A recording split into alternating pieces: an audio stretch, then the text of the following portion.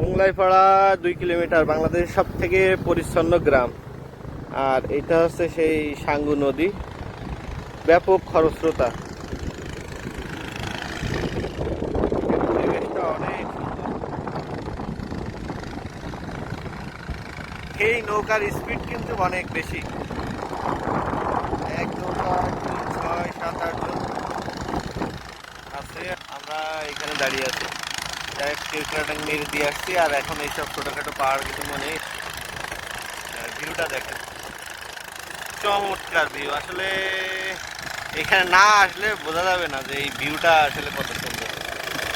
দেখেন, এই পাহাড়ি রাজ্যের যাতায়াতের একমাত্র পথ কিন্তু এই যে নৌকা, সবচেয়ে সহজ মাধ্যম। কারণ এই পাহাড়ের রাস্তা হইলেও প্রাচীনকাল থেকেই তাদের যাতায়াতের মাধ্যম কিন্তু এই নদী। আর এদের জীবন জীবিকার সবকিছু জড়িয়ে আছে এই নদীর ভিতরে। যাই হোক, কেওক্রাডাং থেকে ফিরছি। সবাই ভালো থাকবেন, সুস্থ থাকবেন, ভ্রমণ করুন, দেশকে জানুন।